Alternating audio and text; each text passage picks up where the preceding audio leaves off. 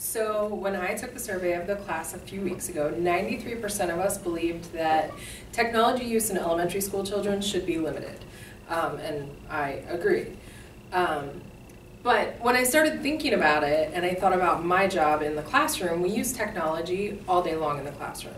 The kids sit and stare at a whiteboard, they work on iPads, computers, a lot of things I brought up in my informative speech. So I started thinking, should that time during the day count towards their daily screen time?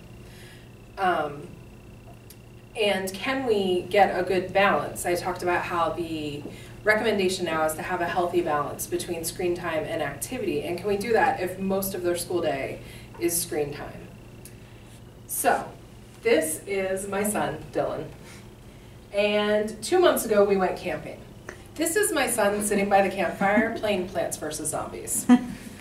He has no interest in the campfire. He had no interest in roasting marshmallows. He was done for the day and he wanted to play video games. So that's him by the light of his father's cell phone.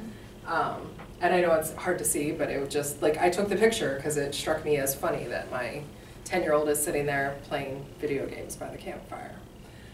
So he's my version of a tech zombie, like I brought up in my last speech. All right, so these are 3 of my students. I talked about them a little bit last week. This is computers in my actual classroom, and what they're doing is playing on a game called SumDog, which is their fact practice in my room. And I can tell you right now, if I took out flashcards and tried to quiz their multiplication facts, they would not have wanted to have any part of that. And I don't blame them, it's very boring. But I can set up challenges for them on the computer game, and they sat there and they played against each other. And obviously not in this picture, but a lot of times I sit and join them because it's a lot of fun. So 80% of us said that we have or know a school-age child. Obviously they're using technology during school, so should their technology use after school be limited? And part of our curriculum this year at our school is that they are assigned homework on the computer as well. They can either get on SumDog, because every child in our school has a subscription to it, so they have access to all the games. Or there's also a website that's linked to our current math curriculum. So in the math program, at least, they do have options to get online to do their homework. So elementary children obviously get a lot of technology use during their day. 93% of the class said that they believed that these children also access technology at home. And I found a graph that says that may not be true. So if you look at this, and this is based on income, so if you look at the families who make under $15,000 a year, which would put them below the poverty level, only 49% of them have access to some sort of technology at home. But what really surprised me is when you get up to the higher end, where it says 75,000 plus, only 94% of those children reported that they had access to technology at home, which I found odd, but I guess it's maybe true, because, you know, it's on the internet, so it's gotta be true. So it really is not a given that when they go home, they will have access to technology.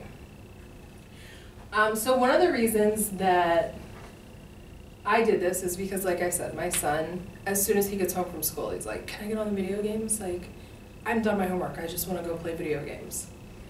So I found a graph that talked about what kind of technology uses school-age children are using.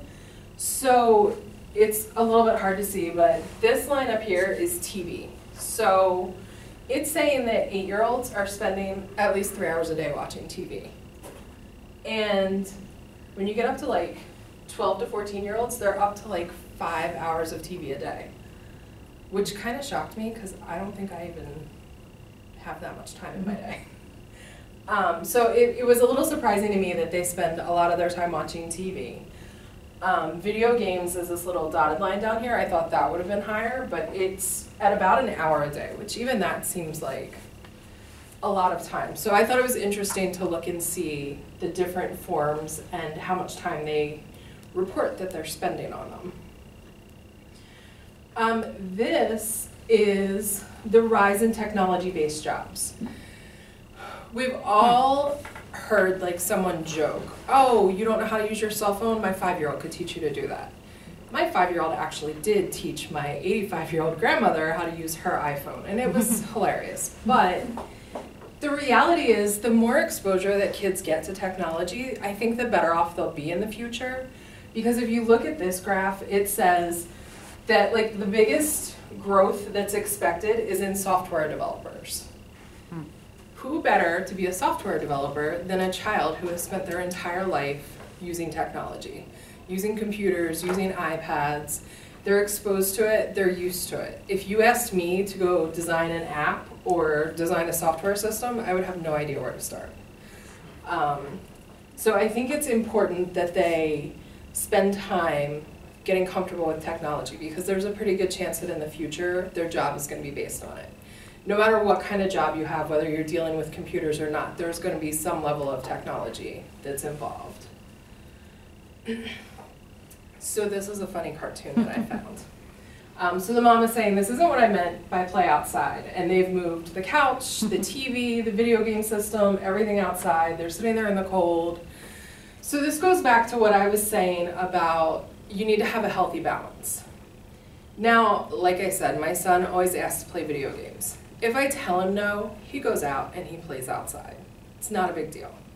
You know best the children in your life. Some kids can handle a lot of video game time.